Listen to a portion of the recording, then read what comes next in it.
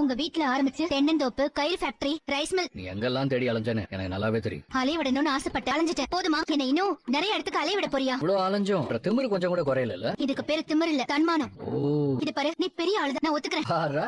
முடிச்சுக்கலாம்னு சொல்லதான் வந்தேன். ப்ளீஸ் போதும் விட்டுரு. நான் என் தம்பி கிட்ட பேசிட்டேன். அவன் செஞ்சது தப்புதான். அதுக்கு நான் மன்னிப்பு கேட்டுக்கிறேன். அவன் கிட்ட நான் ப்ராமிஸ் கூட வாங்கிட்டேன். இனிமே அவன் தங்கச்சி வழிக்கே வரமாட்டான். போதுமா? தப்புதான், நான் ஒத்துக்கிறேன். மன்னிப்பும் கேட்டுக்கிறேன். போதும் கதிர், நான் ப்ராமிஸ் பண்றேன். அவன் இனிமே உன் தங்கச்சி வழிக்கே வரமாட்டான். இதோட விட்டுரு ப்ளீஸ். அவனும் அவ்வளவு இறக்கம் இல்லாதவன். நடு ரோட்ல அதுவும் என்ற அம்மா அவமானப்படுத்தின ஒரு பொண்ணு கையெடுத்து கும்பிட்டு மன்னிப்பு கேக்குறப்போ மன்னிக்க மாட்டேன்னு நான் சொல்ல மாட்டேன்.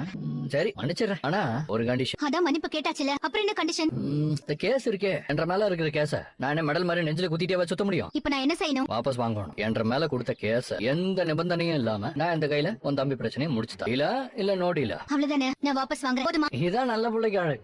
சரி நீ போய் கேஸ வாபஸ் வாங்குற வேலையை பாரு. நான் போய் உன் தம்பி பிரச்சனையை சால்வ் பண்ண சொன்ன சொல்ல மாற மாட்டல. ஒன்றரை வார்த்தையை நான் நம்புறேன்ல, என்ற வார்த்தையை நீ நம்பிதான் போய் உன் தம்பியை காலேஜ் போக சொல்லு. வா அன்பு, நம்ம சேரன் பிரச்சனைய தெரிஞ்ச கவுன்சிலர்கிட்ட சொல்லி அவர் மூலமா தீர்க்க முடியுமான்னு பேசிக்கிட்டு இருக்கோம். அதுக்கு அவசியம் இல்ல மாமா. இதுக்கப்புறம் சேரனுக்கு எந்த பிரச்சனையும் இல்ல. என்னமா சொல்ற?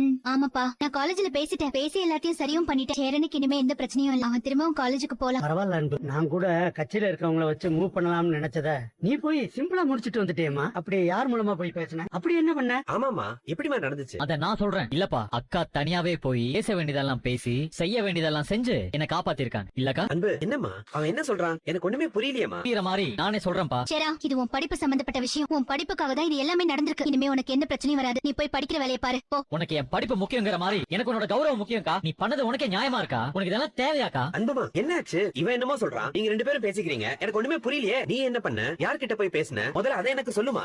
நீயாச்சும் என்ன நடந்துச்சுன்னு சொல்ற. அப்படி ஆளாளுக்கு புதிர் போட்டு பேசிக்கிட்டு இருந்தா எப்படி? அதெல்லாம் ஒண்ணும் இல்லப்பா. இவன் ஏதோ லூசு மாதிரி வளரிட்டு அவனை காலேஜ்ல சேர்த்துக்கிறேன்னு சொல்லிட்டாங்க. நீங்க போய் உங்க வேலையை பாருங்க. போங்க, எனக்கும் சமைக்கிற வேலை இருக்கு. அன்பு நில்லுமா. இப்ப என்ன நடந்துச்சுன்னு சொல்லாம நீ இங்க இருந்து போக கூடாது. அந்த கதிர்வேல் கிட்ட போய் மன்னிப்பு கேட்டு அவன் மேல கொடுத்த கம்ப்ளைண்ட வாபஸ் வாங்குறது சாதாரண விஷயமாக்கா? கடைசி வரைக்கும் இவன் வாழ்க்கை இப்படியே போயிடும். இவனால மேற்கொண்டு படிக்கவும் முடியாது.